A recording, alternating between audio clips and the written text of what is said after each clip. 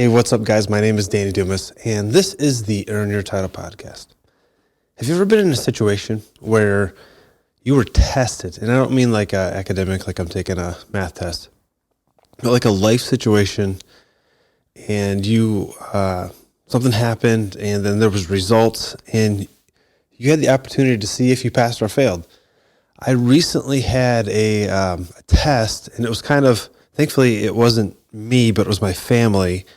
And it gave me an opportunity to reflect on a portion of my life that I think I've tried to do well in. But as I reflected, I realized that I probably have some spots where I was missing. So what happened was my wife's family lives in Chile, in South America. They live in the capital. We have a family group text. And to be honest, most of the time I don't pay attention because it's in Spanish. But I see that we get a quick text that says, we're out of power. I'm like, oh, that's interesting. And then the next one is, the whole country is out of power. They have 16 regions in Chile, and out of the 16, 14 regions. So it would be like, out of the 50 states, like, I don't know, 46 of them had no power. I'm not a worrier, and I don't think I'm an overreactor because I just that's not my character. When I heard that, I was really worried for my family down there. And I got on the group chat, and I tried to FaceTime. I tried to call my father-in-law, nothing. My mother-in-law, nothing. My brother-in-law, my sister-in-law. I couldn't get a hold of anybody because I wanted to tell them, you guys should leave the city. Leave the city right now. Santiago's a huge city. There's 6 million people in there. Just massive. And I'm like, this is really bad. This is how really bad things happen when you're stuck in a city with 6 million people or 8 million people, whatever it is. Like the whole country has, I think, 20 million people. And they don't have food. They don't have water. They don't have toilets. They don't have anything. And we couldn't get a hold of them. And I was legitimately concerned. Like, and looking online, you couldn't figure out why. It wasn't like there was they have earthquakes. They have really big earthquakes. And I was worried for my family. And I started to think, are they okay? Are they prepared? Now, since I've been going down to Chile, I realized that they had some weaknesses in their ability to be prepared. And so I've been trying to fill in those weaknesses. I brought them water filters. I bought them solar-powered lights. But obviously I haven't bought them a 3-week supply of food, and I just didn't know if they were ready. Thankfully, 8 hours later, they get power back and we're able to communicate. It's like, oh, good. Problem solved, not a big emergency, but made me reflect back on my life. And I thought, am I prepared? I think as a husband and a father, whether you feel like it or not, like that your job is to protect your family, it is. Whether you feel like it or not, if you have a situation where your family's going to go without, I think you're going to take that responsibility. And if you're not ready, I can't imagine that feeling of, I wish I would have done something. So I had a moment to reflect on what I've done to prepare my family for the worst. And again, I'm not a prepper in the sense of I don't own a bunker. I am not worried that zombies are going to get us. But in our day and age, you can't deny the fact that there's some political instability. I live in Michigan. Just recently, it wasn't the Prime Minister of Canada, but whoever runs Quebec said, we're going to shut off the power to Michigan. Like, that's worrisome. I live in Michigan. And now I learned that the majority of our power doesn't come from Canada, but still, the point is it's real, right? I think it was 06 or 07. There was an East Coast shutdown where it was like 3 days no power. So my question to you and my question to myself was, am I ready? And if I'm ready, for how long? In the survival world, like outdoor survival, you have the 3 minutes without oxygen, 3 days without water, 3 weeks without food. And in the prepper community, you could do the same type of thing. And it's going to be, 3 days without supplies, 3 weeks, and 3 months. I think most people that live in a home would have 3 days worth of stuff. You between the pop that you have to drink, you'd have some liquid, Between the food and the pantry, you'd have 3 days. I think most of us. So I think the first initial goal, and my initial goal would be 3 weeks. Do I have what it takes for 3 weeks? So this is how I have attempted to get to that 3 week mark. I'll share you my plan, and maybe you can figure out how to do what works for you. So first one, water. 3 days of water. We need to get that, or 3 weeks worth of water. I live near a lake, and so I know I'm very blessed to do that. And I live on a well, so I'm not reliant on the city water. Now, the problem is the well requires electricity. So I have a generator. I have a 3-gas generator. It's natural gas, it's propane, and it is gasoline. I can use any of those three fuels. And I have 3 propane tanks, and I'm also on natural gas. Now, I haven't gone to where I've actually had a hookup put on the outside of my house so that I could plug in the natural gas. And that's still somewhat reliant on power for the city to send it to me. So that's one way I'm covering water. The other way is I live near a lake, and that lake is fresh water, thankfully, but you shouldn't drink it right out of the lake. So I bought it will filter 100,000 gallons. It's about a 2-gallon bucket, basically, with a filter on it, and you pump it, pressurizes it, and it will filter water.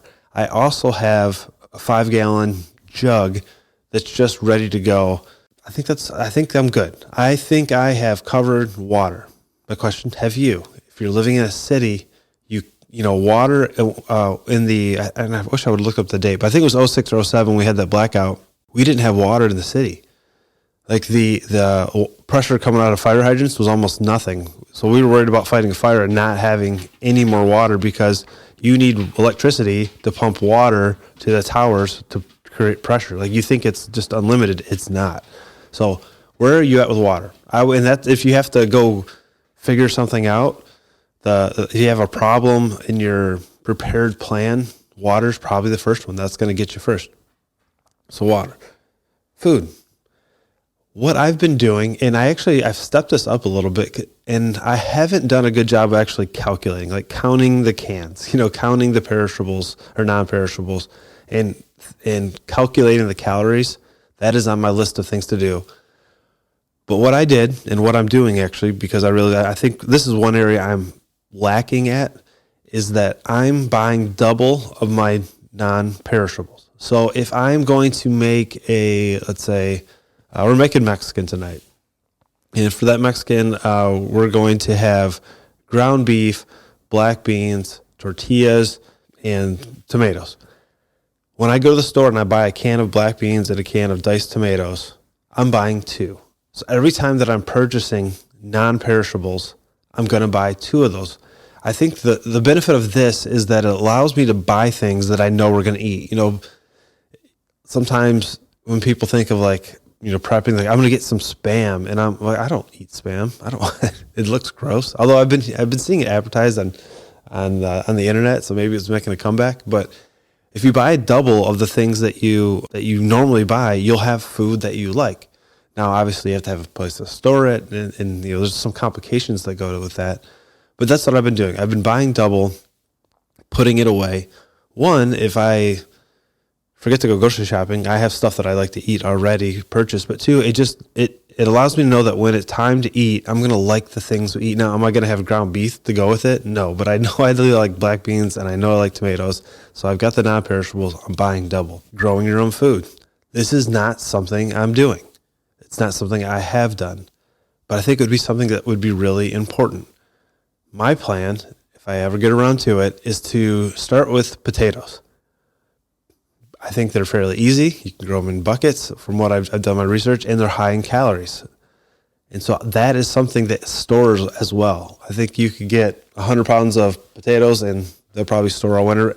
Because, like, for me, I'm in the north. And in the north, you don't grow anything from, November until March. So that's not the greatest. I don't live in the greatest area for growing your own food. And that to me, that takes you probably to the 3-month mark and beyond, where you have total collapse, which I really hope that doesn't happen.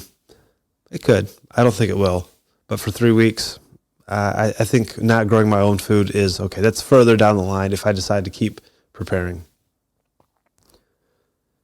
The next one, am I prepared to communicate with my family? And this is when I couldn't get a text message through to my family down in Chile, and I couldn't get a phone call down there, I had some concern. And I tried to hide it from my wife because she was telling me, I'm like, yeah, I'm gonna give them a call. And my plan, I was gonna tell them, hey, get out of the city. And if you can't get out of the city, fill your bathtub with water, fill up everything you can with water, and then lock the door and stay. Just don't go outside. But I couldn't communicate. And so I started thinking about my parents, and that my parents are doing great, but they're getting elderly. And eventually I'm going to be the one that takes care of them. And how do I communicate with them? So I looked up the different radio systems, and this is I realize it's getting a little nerdy. Well, you have ham radio, and then you have GMSR, or I think I said that right, which is it's similar to ham radio, but you don't need to take a test to get a license. You basically just fill out this form, and your family can be all under your license, and you have a line of sight radio communication. So you might have 5 miles. My parents only live 5 or 6 miles away, and these radios they're not expensive. They're like $30 for the radio. If you get a longer antenna, it's helpful. And I'm like, why don't I have one of those? One, when I go hunting, it'd be cool to have one in your backpack so you could talk. A cell phone service doesn't work where we hunt. But two, I can just plan on something. And when it comes to communication, this kind of brings me into, who have you talked to in your community that could help you and that you could help them? And I have some friends that I think would be the people that I want to communicate with.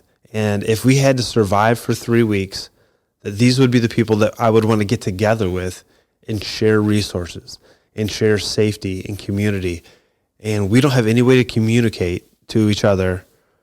And that's a area I am going to fix. I am going to fix the problem of communication. I'm going to buy these radios. Beifong is one of the big ones. If you search that on any social media, you will get 1,000 ads, and they're not expensive. $30 a radio, $40 a radio. Buy an extended antenna. The license to pay for, which I think it would be important so you can practice using them. But in an emergency, obviously, you wouldn't need a license. It's like $25, $30. Not a big deal. But you have to have the ability. You don't have to, but I think it'd be important to communicate with the people that you love, whether that's family or friends. Important stuff. The third area that I want you to think about, and I couldn't come up with a really great category for this, so I'm just calling it utilities. So for me, that's lighting, cooking, and heating. Lighting. So what have I done for lighting? I don't know, I'll probably get carried away now. I have a bunch of solar powered lights. Now, I try to do a good job of once a month setting them outside so that if we had an emergency, they would actually be charged. I'm hit or miss on that. I need a better plan for that. But solar powered lights that you just set outside, when you push the button, they light up, you can see. I've bought a flashlight for all my kids, and there's 2 in my room, so that if we have if we wake up in the middle of the night and there's no power, every kid has a flashlight. I have bought a power, a battery supply port with USB-C and plugs so that we could charge our phones and cell phones. I have a generator. And I think when you're thinking about being prepared, it's important to think of layers of safety. So we have the battery powered lights. I have a big battery that I could power or charge those solar powered lights. And then I have a generator. That is my electricity.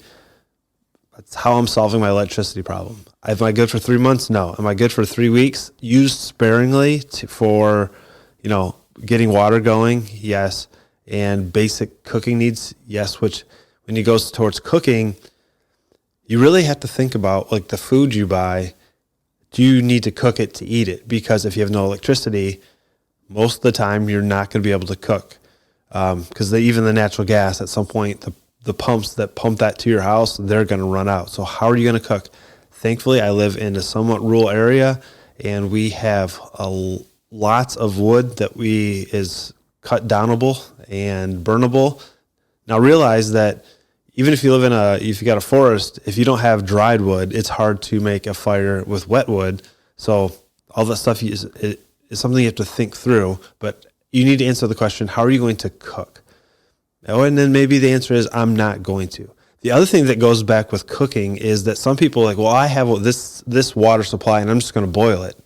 You have to go back to how are you going to do that? With no electricity, your ability to heat things up with the grid, if you will, is going to be zero. So how are you going to heat things up? If you haven't thought through that, it's not going to happen. So I have a camp stove.